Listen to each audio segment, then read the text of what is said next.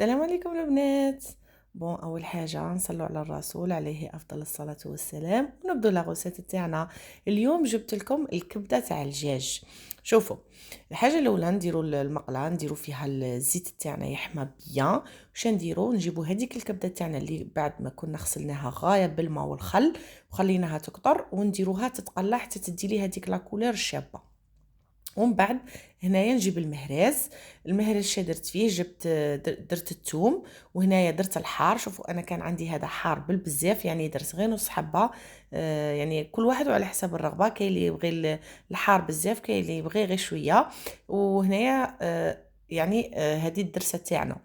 وهنايا جبت لي زيبيس، راني ندير في الفلفل الكحل، درت الكمون، العكري اللي هو الفلفل الاحمر، والملح. ومن بعد راني دايره لا طوماط كونسونطري. عذرا هنا البنات باسكو راحت لي في المقطع، راني دايره طماطم مصبره. كما شفتوا زدت عليها لي زيبيس اللي درناهم ودرت الدرسه تاعي.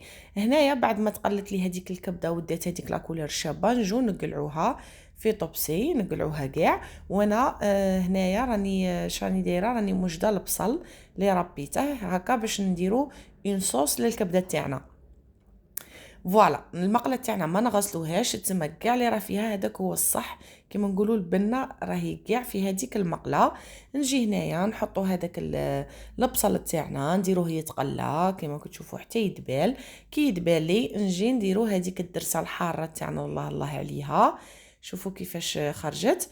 وهنايا نجي نقليها هكا واحد شويه، كيما نقولوا باش تتخلط لي مع هذيك البصله وتعطيني هذيك البنه اللي راني نحوس عليها. فوالا. ومن بعد هنايا بعد ما تتقلى لي نجو نردو هذيك الكبده تاعنا اللي كنا قليناها واحد 80%، يعني ما راهيش طايبه 100%. مازال خاصها شويه طياب، مي كنت مزيدت لها النار باش تدينا هذيك كيما نقولوا حنايا تتشوح. فوالا. خليتها هنايا واحد يا ربي واحد 2 مينوت ولا هكا. تقلت لي شويه مع هذيك الدرسه اللي درتها. ومن بعد هنايا شنديرو؟ نجو نمرقو. ونمرقو غير في هذاك المهرز اللي درنا فيه، يعني كاع البنه اللي راهي تماك ما نضيعوهاش. نشلو هذاك المهرز ونمرقوها. وهنايا تاني لاصوص تبقى على حسب الرغبه، يعني نتوما واش تبغوا. كاين اللي يبغيها عاقده، كاين اللي يبغي فيها الماء بزاف. انا هنا زدت لها واحد شويه، مي او ميم طون يعني ما نبغيهاش مايها بزاف، يعني نبغي لاصوص تكون ثقيله، تكون عاقده. فوالا. وفي هذه المرحله تبغوا تزيدوا ديروا لها الزيتون.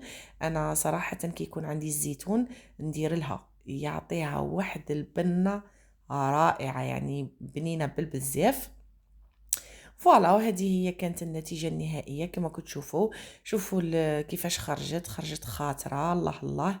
راهي طايبه. وهنايا تاني الكبده اللي يبغي يقطعها هكا دي بتي دي يقطعها.